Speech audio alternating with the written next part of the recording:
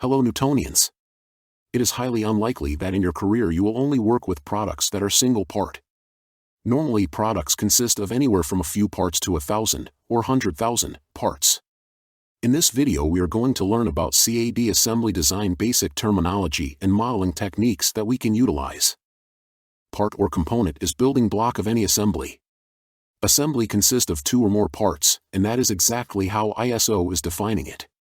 According to ISO 2984-5-2011, assembly model is model in which the product described is an assembly of two or more items.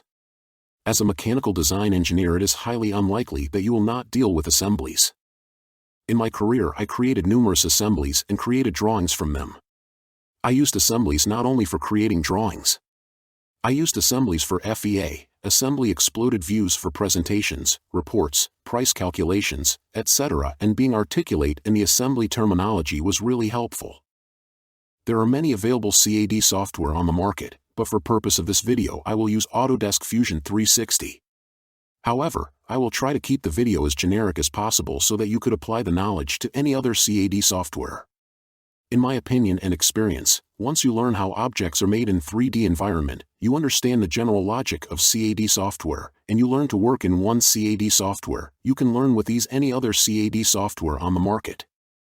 I will repeat myself again and emphasize that CAD software is a tool that mechanical design engineer use to, based on mechanical engineering fundamentals, build real-life solutions. CAD is extension arm of our knowledge of mechanical engineering principles, not the other way around. Keep in mind that software is only smart as the person using it. Basic terminology. Let us now look into some of the basic terms that you will encounter when creating assembly in CAD software. Assembly, subassembly. As previously mentioned, assembly is model that is built from two or more parts. Subassembly is a smaller assembly that is part of larger assembly. Part. According to ISO 2984-5-2011, part model is model in which the product described is one single item. We already covered this topic in depth. Bill of materials, BOM, and parts list. The bill of materials lists the subassemblies, parts, and materials required for building the assembly.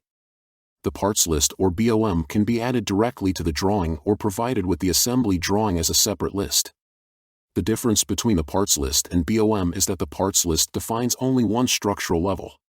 Assembly constraints, mates or joints. Assembly constraint is a type of constraint that defines the relationship between two components, specifying how they are connected or positioned relative to each other.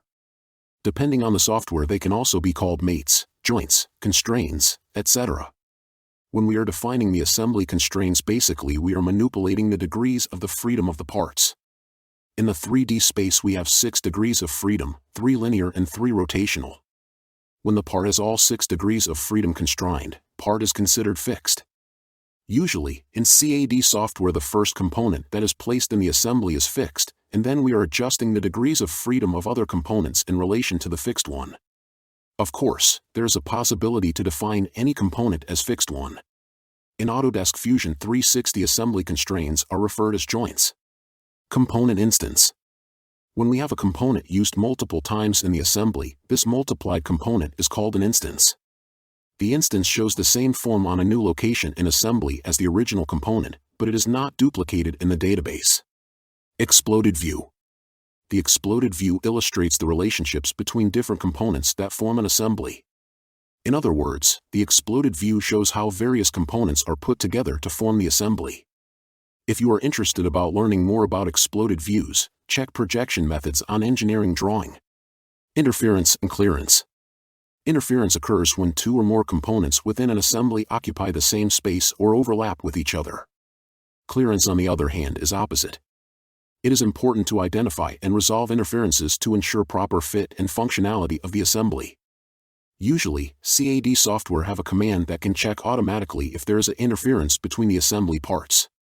Part libraries.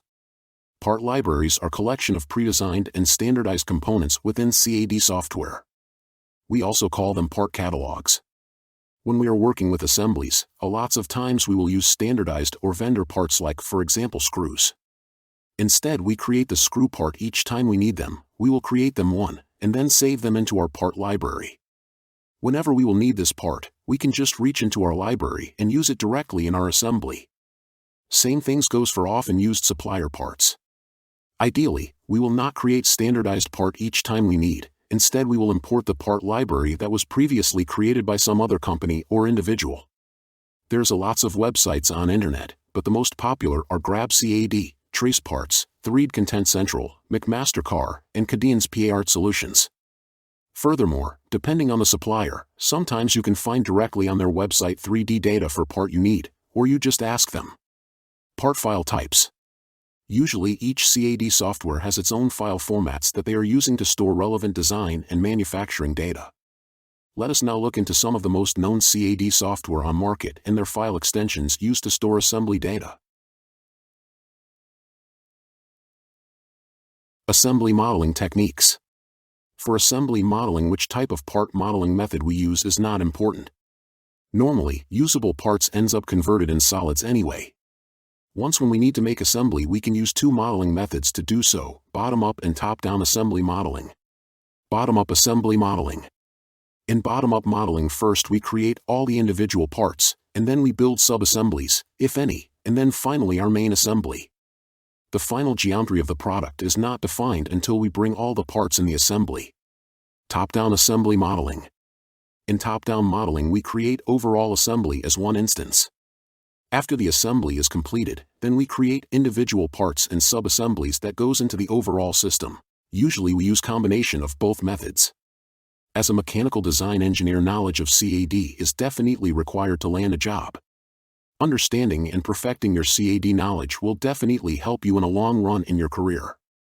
You will create assemblies often, and from those parts you will create CAD drawings.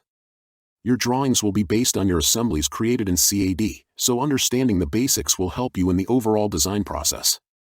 Using assemblies will be part of your normal job, and it is a good idea to spend some time understanding how it is properly done.